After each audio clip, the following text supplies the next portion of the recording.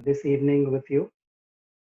I'm very grateful and I guess, excited to be with you. I think I know many of you.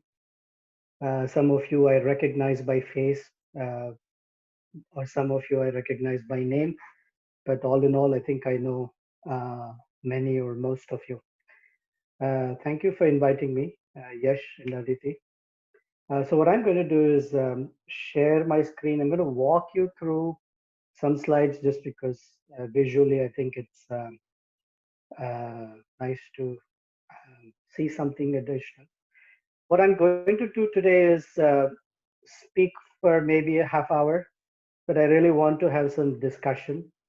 Ideally, when I would do this, for each of the items on what I'm going to show you, we have little breakout sessions where there's discussion, and there's group sharing, but on Zoom, trying to manage that is not so easy. So unfortunately, you're stuck with my monologue for a while, uh, and then we'll see how it goes. Feel free to ask or share or comment, and disagreeing is totally okay. I'm very used to people disagreeing with me.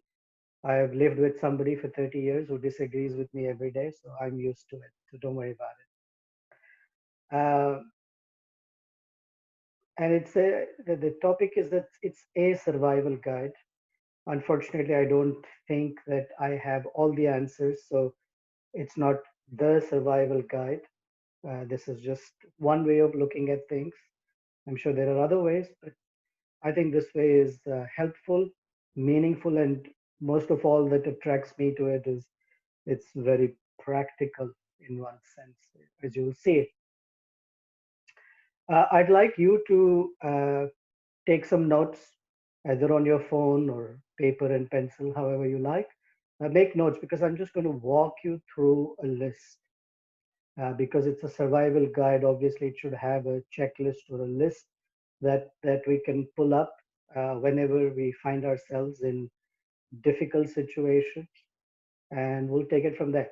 So let me take you back to um, somewhere in this is 2000, October 2000, and I heard a story recently that is very relevant to what happened in October 2000. So the story is like this. There is a fish that is very happily swimming in water with its family. And they're happily eating worms, freely swimming from one place to another, completely unaware and totally oblivious to a large eagle that is just flying above the surface of water. And before they know, one of the fish is grabbed by the eagle and the eagle flies away. So the idea is that in life, one may be happily traversing through the different fun things, unbeknownst to, or oblivious to an impending reversal, tragedy, some difficult situation, a challenge, whatever. So in October 2000, uh, actually November, sorry, uh, I was at a very happy situation of my life. I had just recently gotten a major promotion with a 24% increase in salary, and pretty much everyone in the company knowing who I was. So technically, let's say I had arrived, and I had also come to know just in the same few days that Hemangi was pregnant and we were expecting our first child. And within a matter of about 4 days, believe it or not, exactly 4 days, the day after Thanksgiving, I got this dreaded phone call from my boss who said, guess what? No need to show up at work tomorrow. We're not opening a Chicago office. We don't need your services anymore. Thank you. And any one of us who's an immigrant and is here because of a visa knows what the situation is. I had the clock began that I had to leave the country within, I think, 30 or 45 days. And 2 days after that news, I come to know that we've had a miscarriage. And life that seemed so wonderful just seemed to have turned around uh, in the opposite direction so dramatically that both Hemangi and I sort of lost our bearings and really didn't know what to do.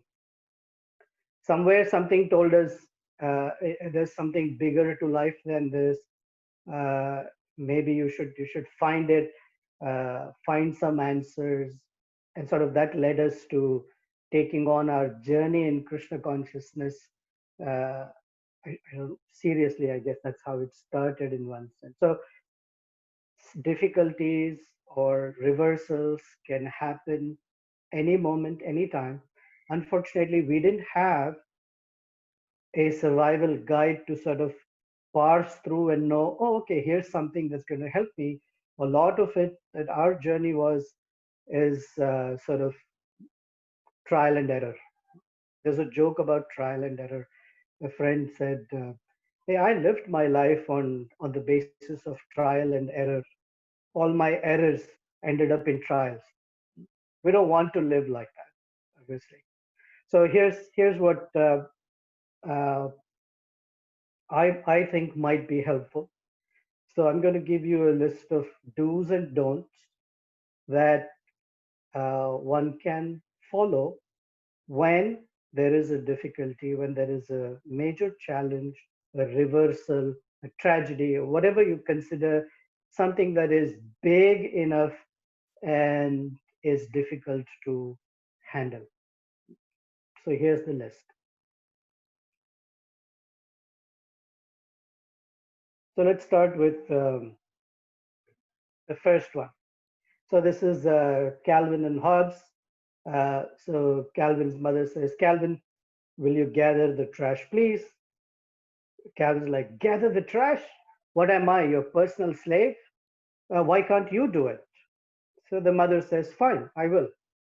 And you can start washing your own clothes and fixing your own meal and picking up your own toys and making your own bed and cleaning up your own messes day after day. And Calvin comes to this realization: some women weren't just meant to be mothers.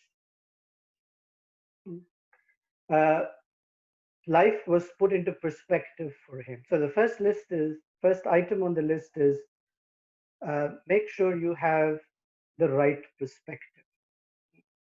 And to have the right perspective, it's not what's out there, but it's how you see it. So what's out there is generally known by the word srishti.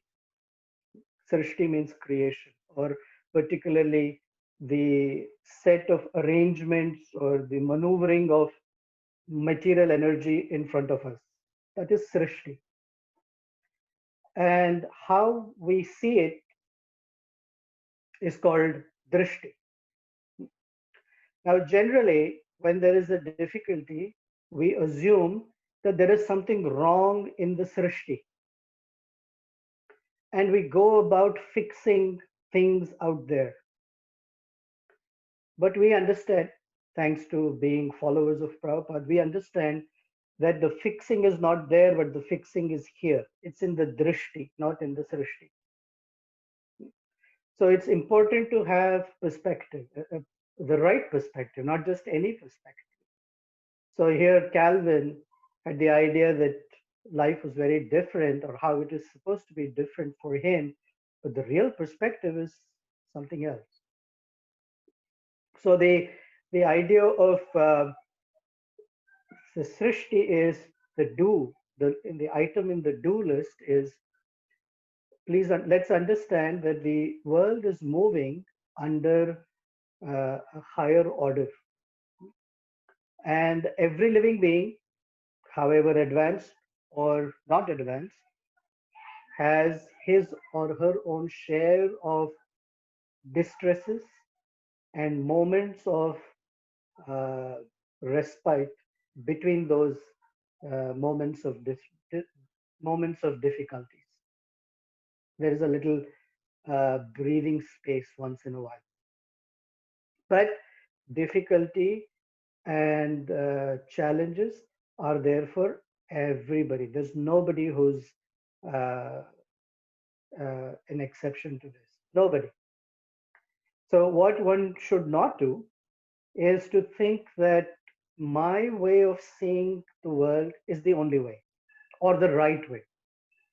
What's important is to find out what's the is there an alternative and what's the better way to look at what's happening out there.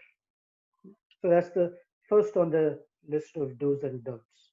First is have the right perspective.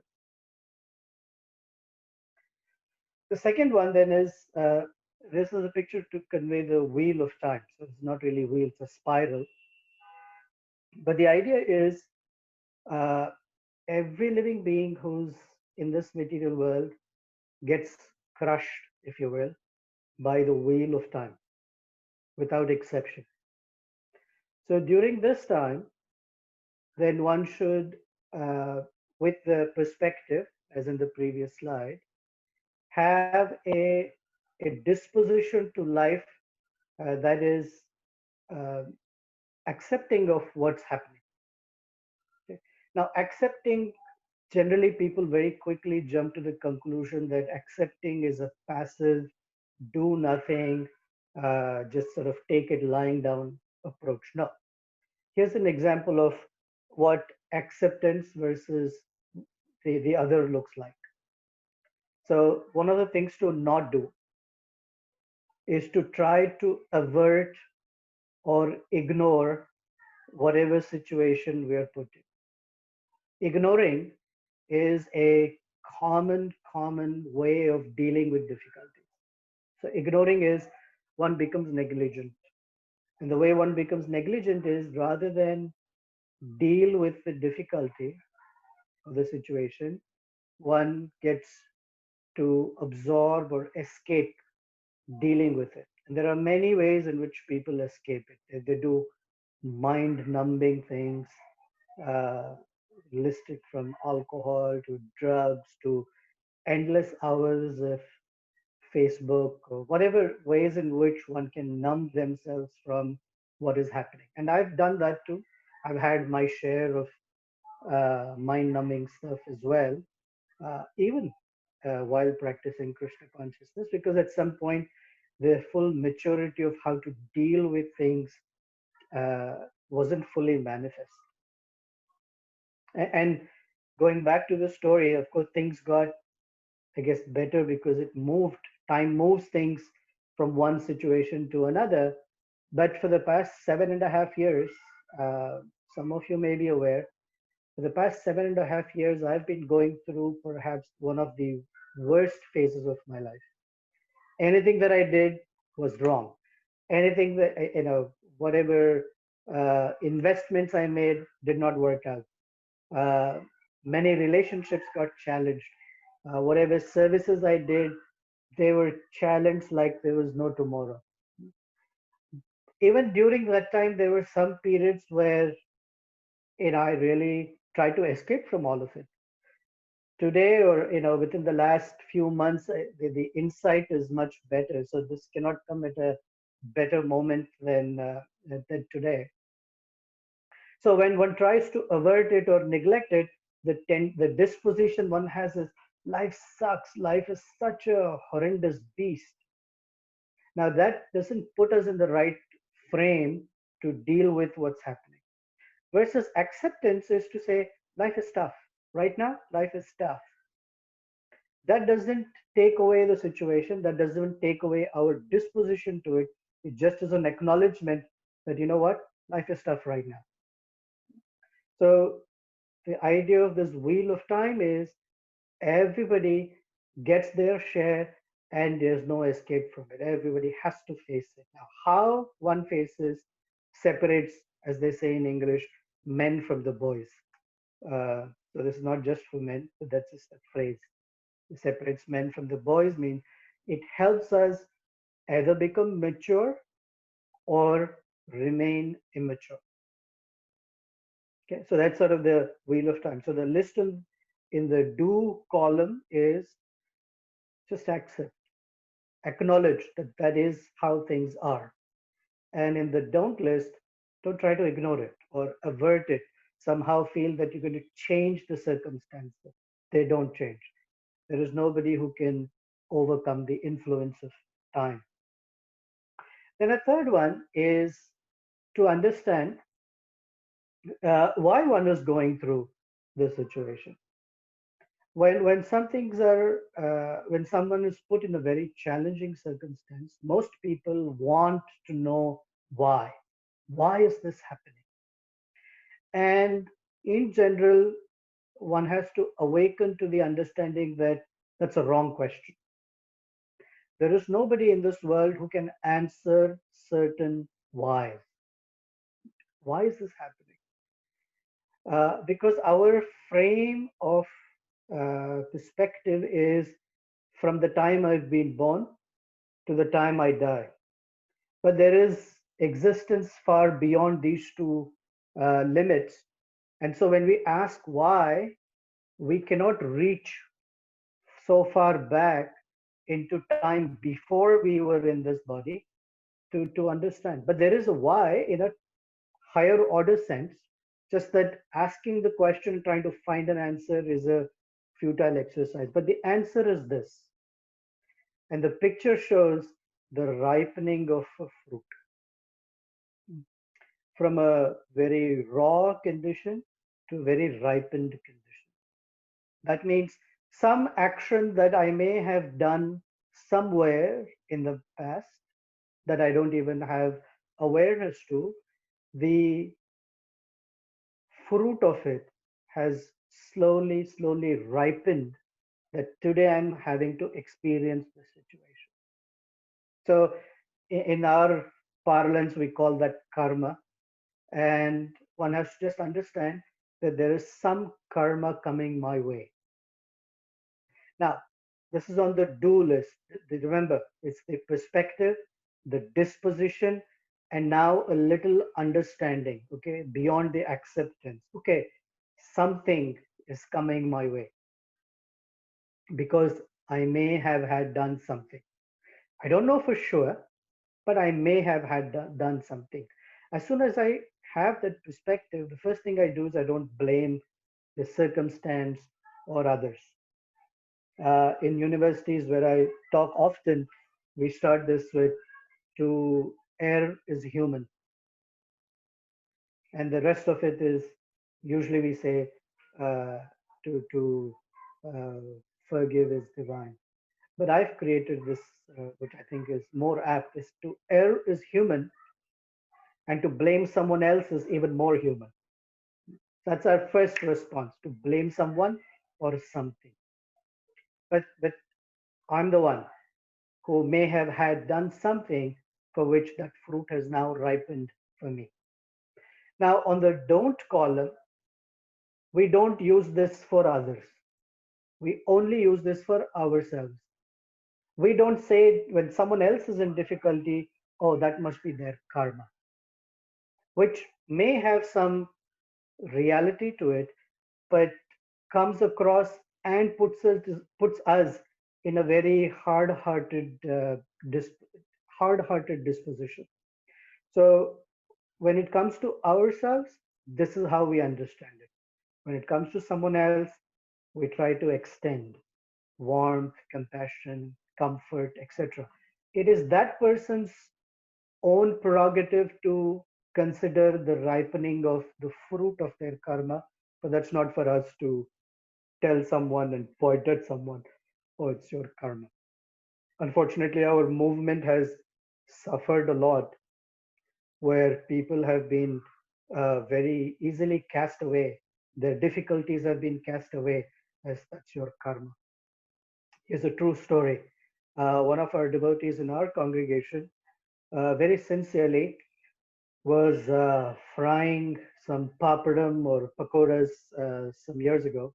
This is almost 20, 25 years ago, and by some act of negligence or something, hot oil fell on their foot. I'm sorry, on their hand, and they had this burns, and they went to a very senior devotee and said, "Oh, I burnt my hand while frying papadam." And the senior devotee said, "Ha ha ha, just your karma." Now, from a Bhagavad Gita perspective, there may be truth to it, but that's not the time or the circumstance in which the harsh truth has to be spoken that way. That's an example. Okay, so that's third on the list. Then the fourth one, then what to do is, first thing we try to do is to seek Krishna and the disciplic succession's grace. Grace is like turning the lights on. In a dark room or dark space or in a dark place, it is very difficult to find a path. I was just reading Srimad Bhagavatam and he was saying that without sunlight, a person feels cold, a person feels afraid, and feels that they are completely in the dark. They have no knowledge. And it is the sun that brings about warmth, enlightenment, and freedom from fear. So, without grace of Krishna that is carried and brought by the disciplic succession, even if we want to take on the circumstance head on, we have the right disposition, we understand it is karma, we just don't have enough strength to bear it. So grace is necessary. It's the ground on which we need to stand or we can stand to look at life situation. So the do is reach out and seek Krishna and devotees' help. Generally, people think that seeking help is a sign of weakness. Actually, it's the other way around. Seeking help is a sign of strength. Not seeking help and thinking that I have to deal with this alone is a sign of weakness. Those who are strong seek resources. Those who are strong seek help. Those who are strong seek support. Those who are weak won't. So on the do list is reach out, take help, take guidance, and feel support. On the side of don't is don't do it alone. It's not possible. Although the circumstance has to be faced by me alone, I need a whole bunch of support that gives me strength to face the situation. So, with some grace coming in, the next thing is to get to work, create some coping strategies. It's very important because if we don't have a clear set of strategies of how we are going to cope with the difficulty, then we will cope with it in a default way. The default way is my reflex response. Remember, as I said, the reflex is to escape it. The reflex is to deflect it or sort of numb the mind to the situation while the situation is knocking on our doors. So, perhaps one example of delaying it is procrastinating, for example. So, uh, how to create coping strategies is find and create devotional strategies. For example, is there a sadhana plan in place? What is it that in the entire gamut of Krishna consciousness that I feel inspired by? Is it kirtan? Is it japa? Is it reading Bhagavatam or Bhagavad Gita? Is it serving the devotees? Is it serving the deities? Is it visiting holy places? Is it doing some cooking for the deities, jewelry for the whatever? There's a whole gamut of list, book distribution, etc., etc. Find that one thing and hold on to it and do that genuinely to seek Krishna's grace. So, what that allows us to do is evoke our higher nature, because life's difficulties can be addressed or faced either with our higher nature, or the default is the lower nature. So, the don't do is don't give up and don't give in. And the giving in is to the lower nature, to the lower habits. Because the reason these difficulties come is that these are all opportunities and there is something to learn. And if we miss that opportunity, then what's the point? Of course, more will come, but the idea is to learn and grow and become wiser, not just more intelligent. The idea is to become wiser and stronger. So, in the coping strategies, again, on the side of what to do, is to do what is right. Generally, we do the other thing, which I'm saying we don't do, is to do what feels right. So, there's a distinction. Do what is right, not do what feels right. And very often we are carried away by what feels right, but versus what is right. Only when we are very advanced spiritually that the two converge. What feels right and what is right are very, very similar or the same. But as younger devotees who are generally starting out, what feels right and what is right is very, very different. Okay, so that's as far as coping strategies are concerned. The next on the list, the sixth item, is to learn to step back and see the big picture. We are often very caught into the weeds and the trees that we don't see the forest. It is very, very almost conditionally natural to deal with things that are so far close to us that we don't see the bigger picture. The bigger picture is that life is a journey. For whatever reason, we are here and we want to make a very clean exit.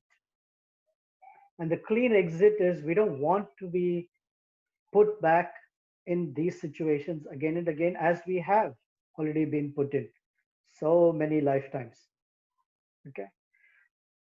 And how from this situation, when I come out of it, how I will want to see myself and the relationships and the circumstances around me to look like. So on the list of do is to have a very long term view of ourselves and our lives, not a very short term view. Long term views help us take the right steps. Short term views help us take the very quick steps that may not necessarily be always beneficial. Sometimes they may be, but not always. Okay. So the long term view is, hey, I'm in this difficult situation. When I come out of it, what qualities should I have had developed in me? Versus a short term view, which is on the don't side, is I don't think how there's anything to learn from this. I just need to get rid of this situation. I don't like the discomfort.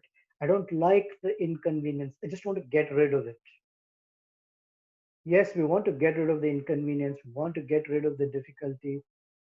But if this one goes, the next one's going to come. So how are we going to transcend it or grow out of it? So this is the difference between being in a cocoon and wanting to and becoming a butterfly. So when the worm is in the cocoon, it is said that it deeply meditates on the big picture of life. And only when it is clear what that big picture of life is, it comes out from being a caterpillar into a beautiful butterfly. And that's what we want. We want to become butterflies, not remain caterpillars. So we need a long term view, big picture. Then the seventh thing is while the circumstances out there it's important to look in here, look within. And depending on how we are thinking about, how we are reacting to the circumstance, we get to ask ourselves and also perhaps find answers to questions such as, what are my strengths? What are my weaknesses? What opportunities await me out there? And what lessons can I learn from what's happening in my life right now? Now, remember, going back to the very first or second slide, if we don't have the right drishti, perspective, and the right orientation, I called it disposition, then these questions will not occur to us. Okay. Rather, we will do what I say don't do is we start making calculations on how do I get rid of this uncomfortable feeling? How do I get rid of this situation? How do I get rid of these pesky persons who are challenging me? I don't like them. I don't like the way they're talking to me. I don't like this situation. How do I change it? In some cases, yeah, but not all. So, this introspection is very, very important because the amount of insight that is waiting to be unlocked is just unbelievably fascinating. Of course, it takes a little strength to face them as to what my weaknesses are, but we also get to know what my strengths are. And those strengths is what I take. And as far as those weaknesses are concerned, I take support to overcome them. So that's on becoming introspective. That's the seventh item on our survival guide list. Then the eighth item is what I call of alignment.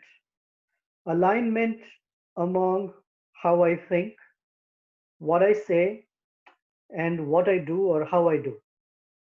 On the left side, you see it's all jumbled. On the right side, it's all aligned. So the way to align what we think, our words, and our actions, first thing is to just on the side of do is be positive, be optimistic. Okay. Now, I don't mean to say it in the sort of wishy-washy way of being positive. Being positive and optimistic comes from Rupa Goswami. If we have done the seven items that are on the list, then the eighth one is where Rupa Goswami says that one needs to be enthusiastic, one needs to be confident in Krishna's shelter, yet patient. So that confidence is what's here in how we think. And we say those words of confidence that I have trust in Krishna. I have trust in Krishna's devotees. I have trust in the words of Krishna.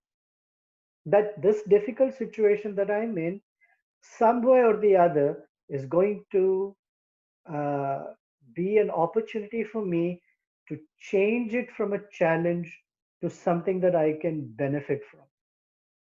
I have confidence that Krishna is on my side. The don't do part is be negative, be pessimistic, be a defeatist. I will never get out of the situation. Nothing can help me in this world. You know what? This world stinks. If that's the case, then we are closing the door for any grace to descend. In different forums, I often quote this that many people, when they're in difficulty, they go to Krishna with folded hands and say, my dear Krishna, please see how big my difficulty is. And a devotee had said that we should do it the other way around. We go to our difficulties with folded hands and say, my dear difficulty, see how big my Krishna is. Because with Krishna's support, however big the difficulty is, it becomes manageable. If not very small, at least manageable. So that's on the sense of alignment. Get our thoughts, words, and actions aligned under the uh, confidence and determined enthusiasm that Krishna is on our side. And finally, none of this is possible or meaningful without gratitude. Gratitude is like salt in a preparation.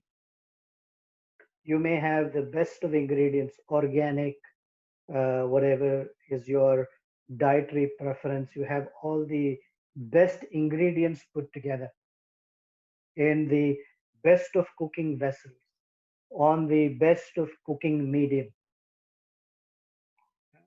in the best of cooking medium for oil or butter or ghee, whatever it is, and on very nice fancy cooking range. You may do all of this, but if there isn't salt, then there is no taste in it.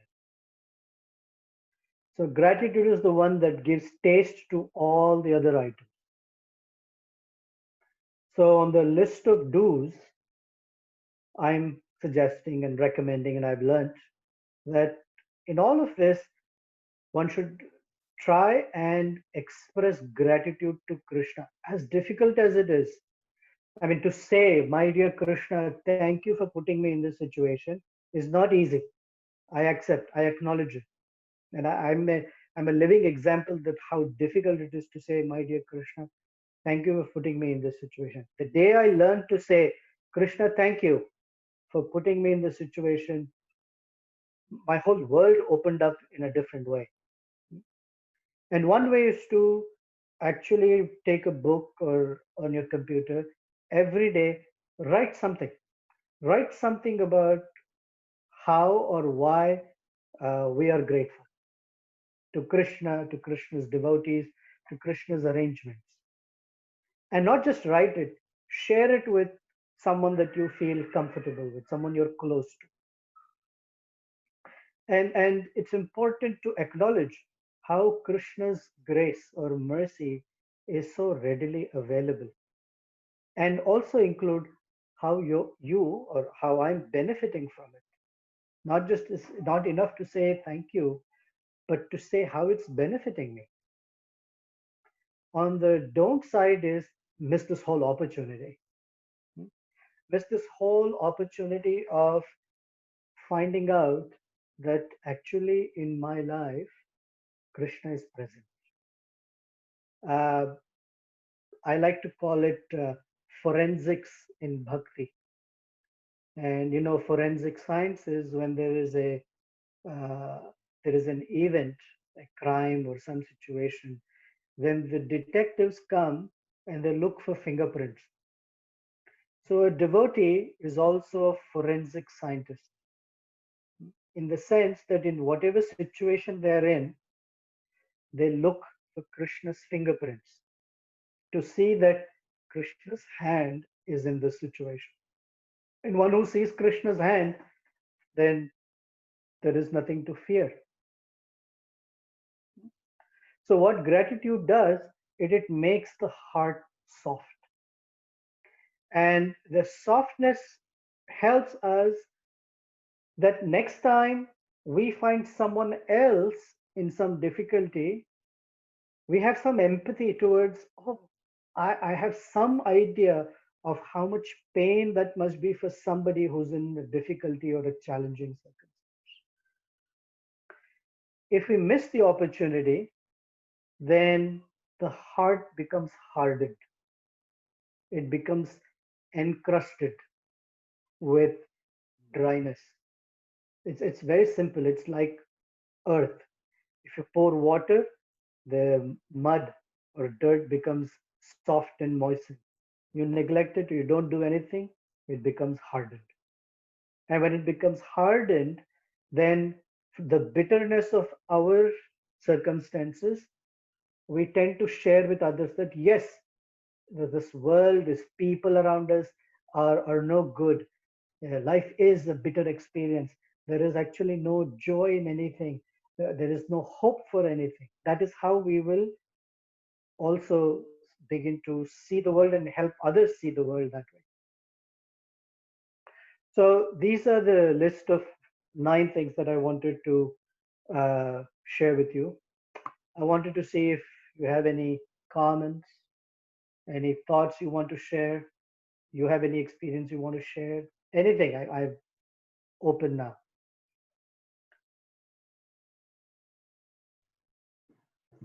Thank you so much for that. And again, just to repeat, if you guys have any questions, you can feel free to just, do what we always do and put it in the chat, or just say you have a question. We also had an anonymous question form, Prabhu, that people wanted to ask anonymously. So we have a couple of those. So I'll start from there. And then again, I'll welcome anyone. If you guys want to ask on here, feel free to just raise your hand and say that you have a question and we can address that one. But I'll start with the first question. And the first question is, how do you not let other people's success and their lives affect how you feel about yourself, especially when you're going through a hard, difficult situation in your own life? How do you prevent their success going against your process of growing through this? Sure, it's not easy. We somehow think that, first of all, it's important to know that life is not a race. It's not that I'm somehow running and then my fellow whoever is also running or whatever with me to get to that destination, and somehow if they get there first, then I don't get there or I become a loser. It's nothing like that. Life is not a race, it's more a radial path. We're not competing with each other, we're all trying to reach the center. The center is Krishna. Yes, it is difficult, but the idea that when our attention is on someone else, we miss out on what our own strengths are. We miss out on how we can make our life feel enriched and uh, full of uh, wonderful experiences.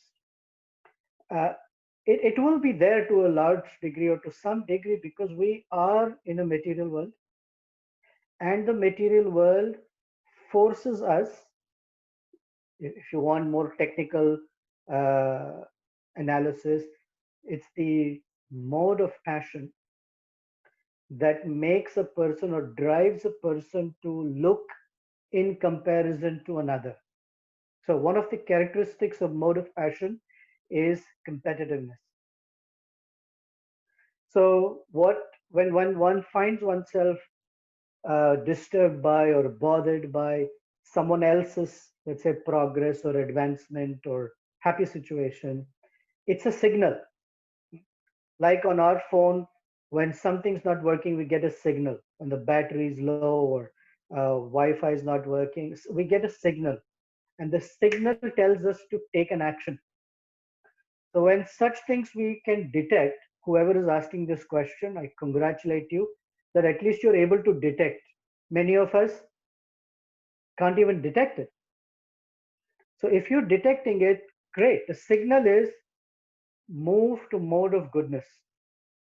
And you'll find that surprisingly, that goes away.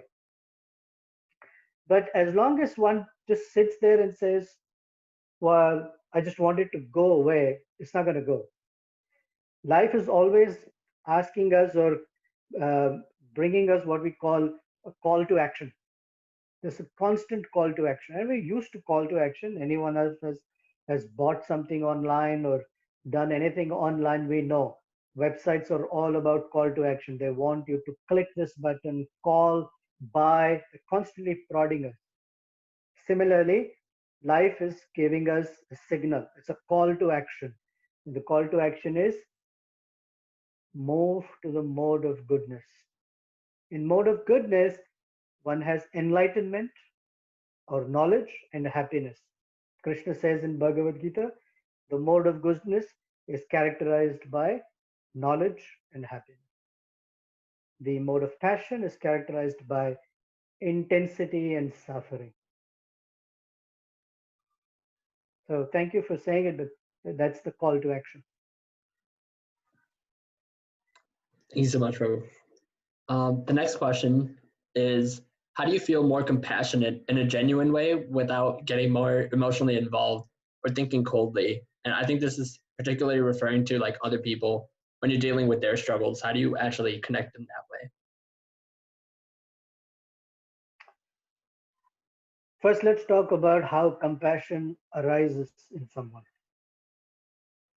And we'll talk about how to extend the compassion to someone.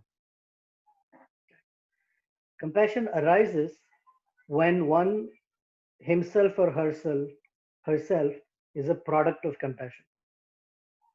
Without compassion coming into one's life on one's own, one cannot manifest it.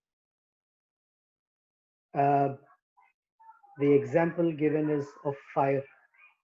This is what we say awakening of one's dormant Krishna consciousness. Every living entity is full of Krishna consciousness by nature. But that Krishna consciousness is dormant, like fire in wood. If you want to bring out fire in a piece of wood, you have to have an external source of fire. Otherwise, it will not light up. Only the external source of fire then brings out the fire that's already within.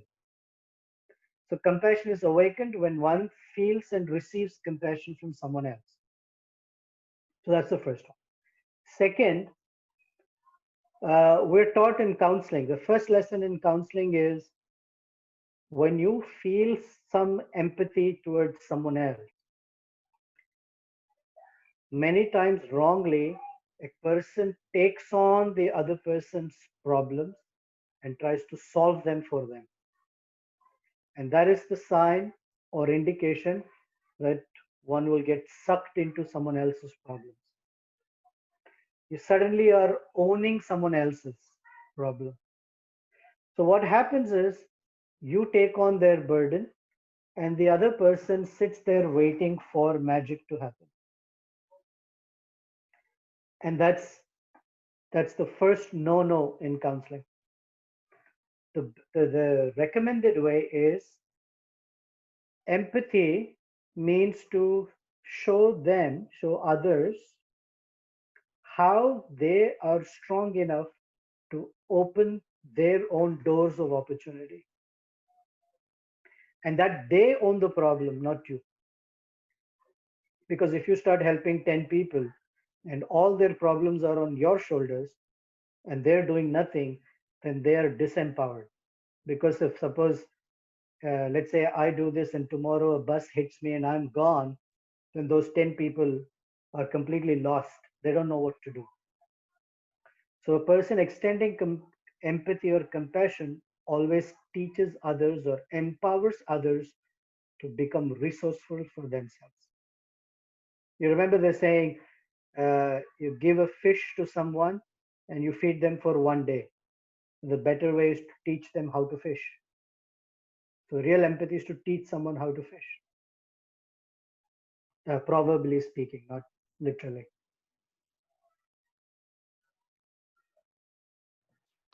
Thank you for. So I'm just looking through the questions. Okay, so the next question is, how do you work with the feeling of being scared and pressured of the unclear future and not knowing what to come and how to deal with that? For me, being a failure is scarier than trying. All right. The first lesson is wake up and smell the Charanamrit. Okay. Life will never become certain. It's not there. There's only one certainty about the future, and that whoever is born will die. Except for that, nothing else is certain. So I have done my share of dad jokes for the day. Okay. Wake up and smell the Charanamrit. I'm done. I had challenged myself that I will put in a dad joke for the day. Okay. So more seriously, life, we try as much as possible to minimize uncertainty. That's every person's challenge, and that's what people want to do. But please accept, and the sooner we acknowledge that life is nothing but uncertain, that's a good starting point. That's how we learn to deal with life first. So that's first and foremost. Second, on an uncertain path, there is one certainty, that Krishna is the source of enlightenment. And he teaches us how to foresee and prepare and deal with the uncertain things that are flung at us one after the other. So, unless we are first acknowledging that yes, life is nothing but full set of uncertainties, that fear will not go away. So, that's first. Second, fear comes from the sense of having to traverse this alone without strength. But the reality is, we don't have to feel weak or strengthless. We have Krishna, we have the disciplic succession, we have a whole community of friends and devotees to help us through. Like I said earlier, the sign of strength is to seek out, reach out, and seek help. Sign of weakness is to think that somehow I have to deal with this by myself.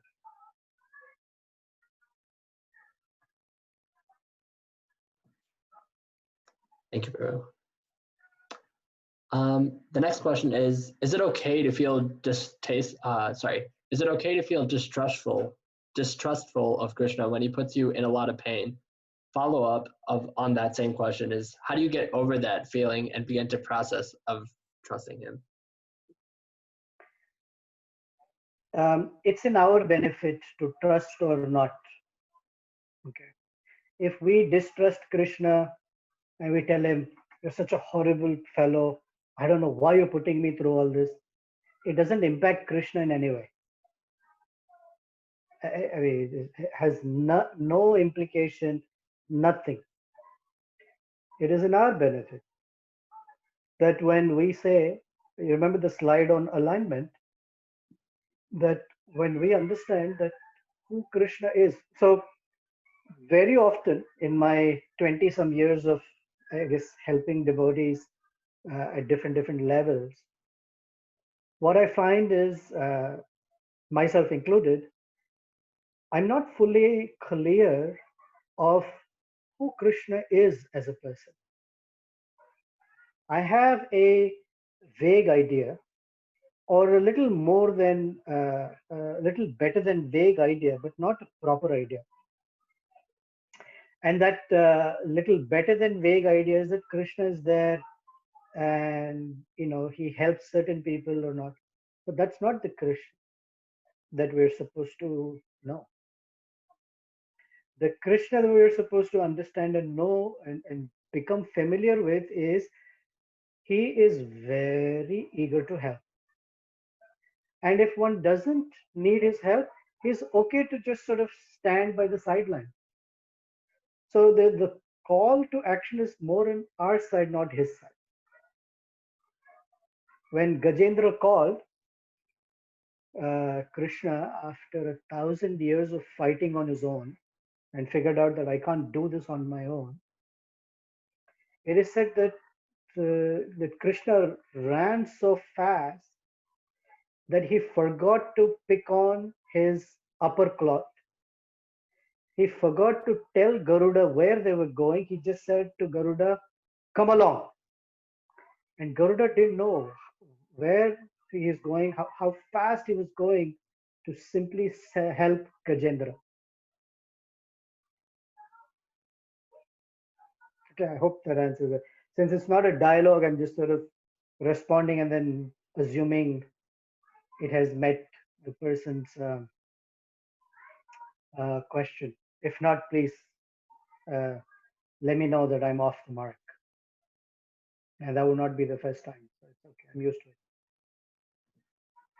Yeah, thank you, Ruth. Sorry, like I'm trying the same thing, like where from their side, like it answers it. To me, it did, but again, if anyone has follow-up questions, feel free to ask here as well.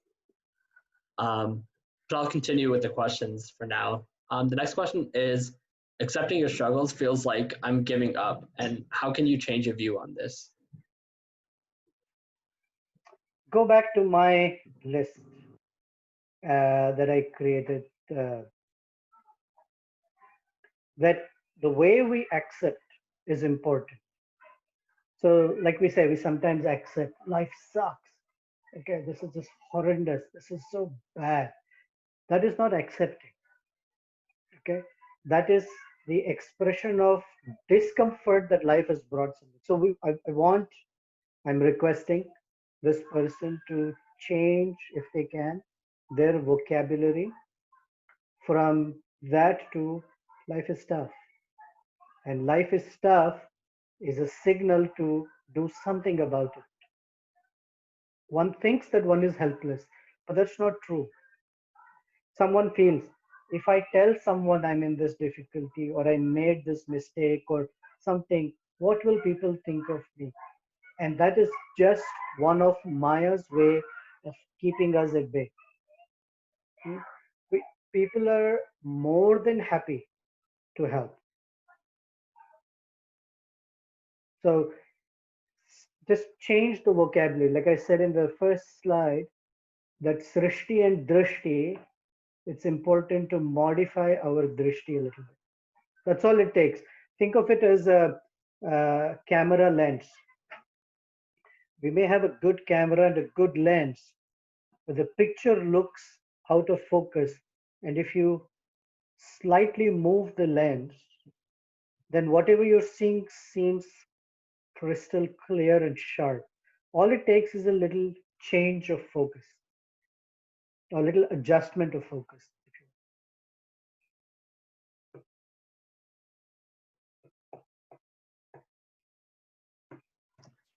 Thank you, Prabhu. There's actually a question from Sundarada.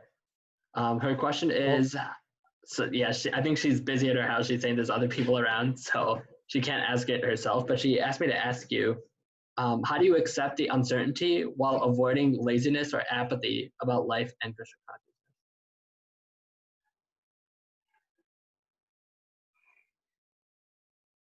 well, whether you accept it or not, that difficulty or whatever set of circumstances are anyway going to be forced on any one of us. There's no escaping. It's not that because I accept somehow the difficulties, uh, this way, if I don't accept the difficulties that way or less or big. No, it's going to be there. It is someone or something that you cannot avoid. So what better thing to do than to accept it? It's not going to go away, right? So with that, the apathy the apathy is from the sense of I don't deserve it or why is it happening to me. So go back to my survival guide um,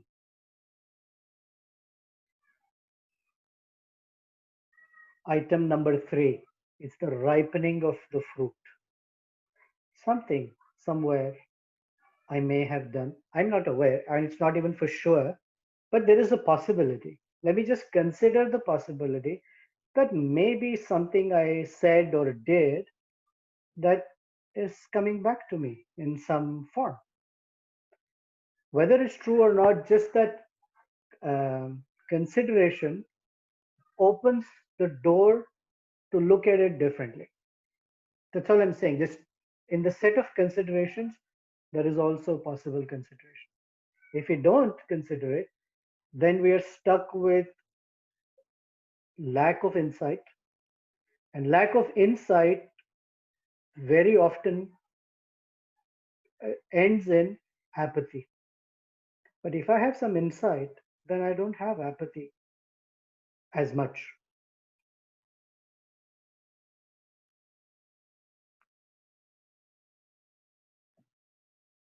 Thank you. And then Sundarada is also messaging me saying thank you. So I think Mukunda also had a question. If you want to unmute yourself and go for it.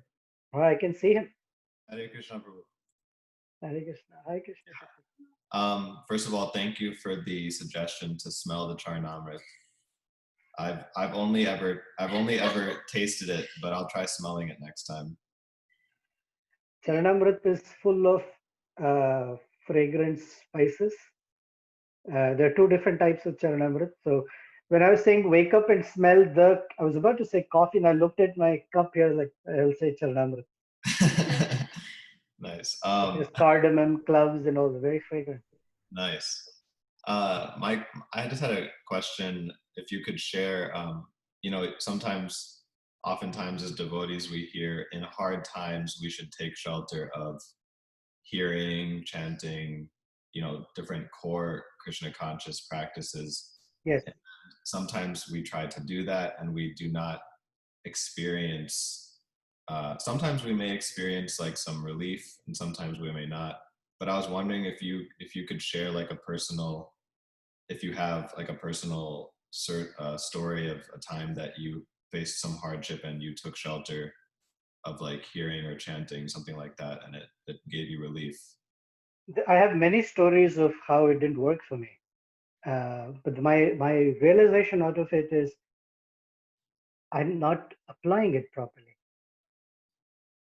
And in the past few months, like I said, I've been going through probably one of the, so far that I've seen, one of the worst phases of my life. Past 7.5, 8 years have been a nightmare for me. Many things went wrong, some huge disasters, many that I guess I contributed to or I was the cause of, and many that just came on to me without my wanting it or even thinking about it. So I should say I have gone through a very rough phase. Um, However, I'll speak as of today. In the past uh, month and a half, this is June, right? Yeah. So about month and a half. Okay. I've had this uh, time and space and a sort of a, I guess, a rude awakening that, hey, you have some of the greatest assets at your disposal. You have fantastic Bhagavatam, because I've been studying Ramayana, so I don't want to say that way, but Ramayana or Bhagavatam, any Leelas of the Lord, you have the holy name, and you have one thing that I know that I have in my life. I know what I don't have. I don't have enough money, but I am very rich. I am very rich with fantastic friends. That I cannot tell you how fantastic my friends are. Uh,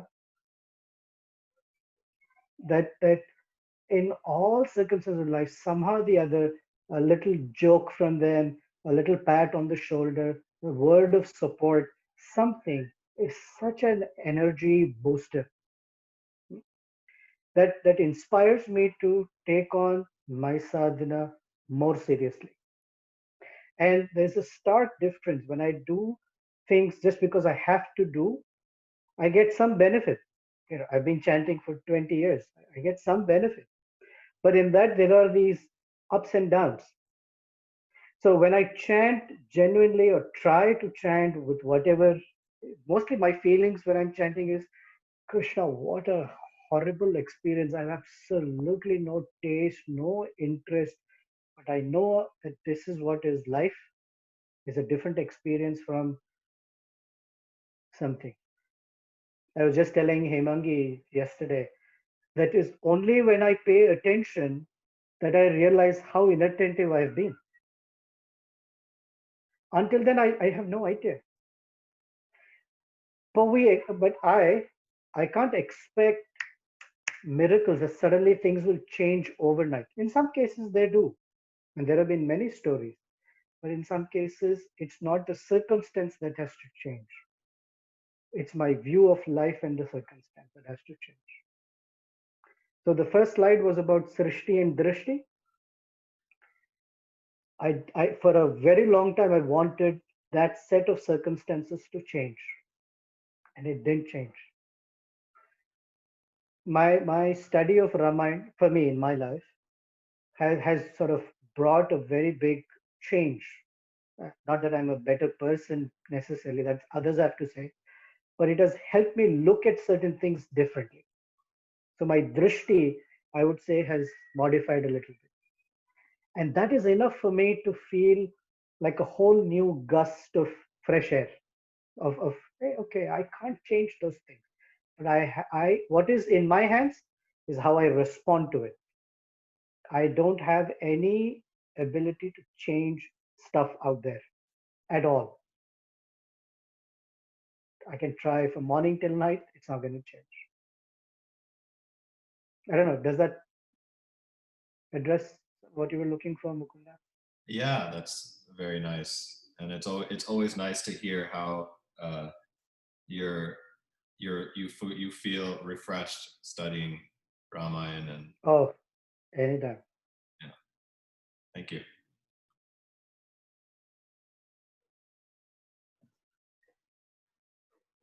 Okay, I think we'll take one last question. So this is kind of on the other side of it. So the question is, how can we express needing compassion and help during difficulty without seeming desperate or clingy, especially if some of the difficulty we're facing is long-term and needs continued support? So let me see if I understand the question. How can we extend compassion to someone without feeling clingy? So I think it's like if you're going through a difficult situation, how do you express that need of like needing compassion without seeming desperate or clingy, like you're asking Oh, repeatedly for it? sure, sure. Um, if we are asking a person repeatedly and the door's not opening, then the phrase is you're barking against the wrong tree. Find someone else. Somehow we have this idea that mercy in my life can only come through one person. That's not true. Mercy in our life can come through multiple persons sometimes, but it is all sourced from Krishna. So if it's not this devotee, find some other devotee. If that devotee may be going through their own situation, or certain words they say may not connect with us, but someone else can say something that will be very insightful. But we are just hoping only this person can solve my. It's not necessarily correct. Again, it's a adjustment of perspective. And if whoever's asking, you want to do a little bit more study of it, in the Bhagavatam, Yudhishthir Maharaj is feeling very despondent that and guilty that it's because he had to be the king, so many millions of people had to die. And he was questioning, was it worth it? Is it worth it? And so Krishna spoke to him, uh, Vyasadeva spoke to him, but he was not satisfied with it. He went to Bhishma Dev, and Bhishma Deva's answers completely satisfied him. Now, who's inspiring Bhishma Dev? Who's inspiring Vyasadeva? Sometimes even Krishna spoke, but it came from Bhishma Dev. For us, if it not this one, from some other devotee. But it's important. You know, sometimes a little spark of insight may come from someone who's not a devotee, because maybe either we're not ready to hear from devotees, or whatever is the circumstance, someone else out there can say something that can spark a whole set of insight that catapults us back onto being in the company of devotees very strongly. The example is this: in the life of Bilva Mangal Thakur. I'm not going to give you the elaborate story. I love to tell stories, but not right now because we're out of time. But Bilva Mangal Thakur, to say the least, took a boat in the middle of a major uh, tornado warning. The river had completely swelled. The boat was not available. So he swam across the river. He couldn't, so he had to hold on to something to keep afloat. That was a dead body. He crossed the river, crossed through the forest with thorns bruising him, and went to someone's home. It was the home of Chintamani, a prostitute. And everything was dark. He couldn't scale. The gates were locked, so he had to scale a wall So he used a snake, a deadly snake, as a rope to scale the wall and went into Chintamani's bedroom.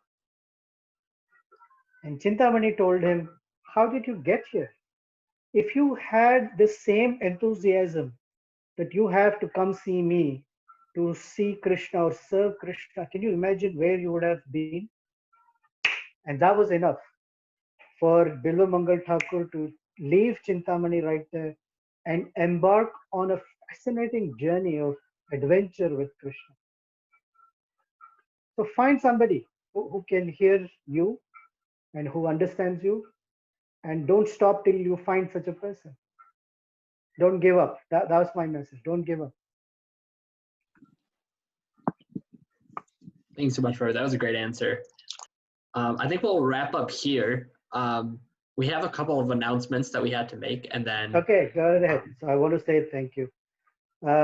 Thank you. Thank you for inviting me. And I would have really loved to see all of you face to face in one sense and interact, although I see some faces.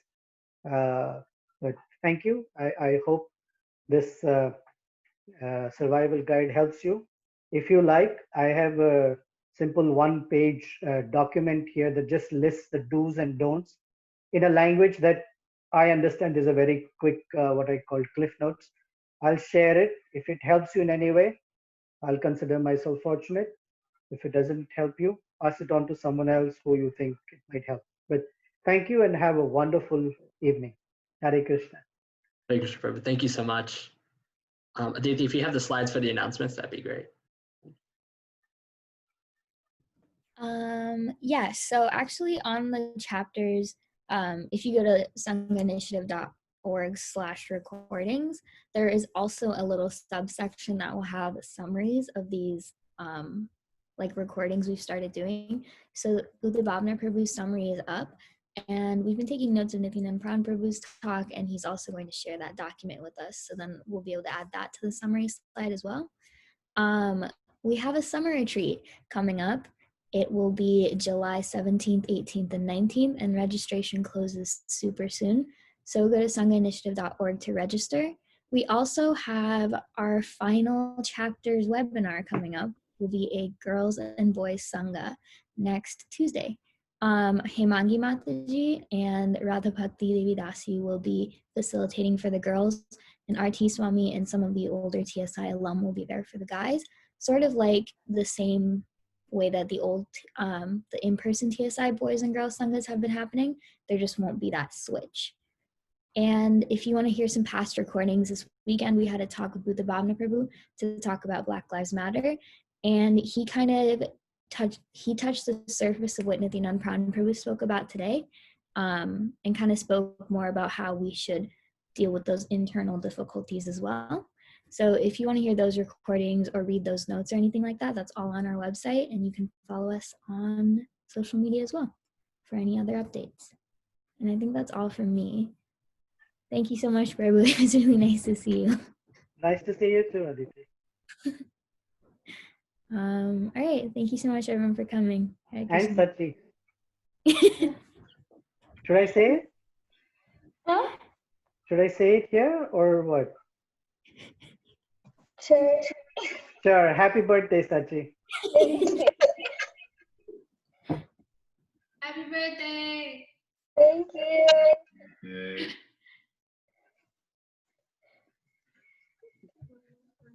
All right. Thank you, everyone, so much for joining. And then thank you so much, Nityananda Pran Prabhu, and happy birthday, Sachi. I think we'll wrap it up here. And thank you so much for joining, Prabhu. And thank you, everyone else. Okay, Hare Krishna.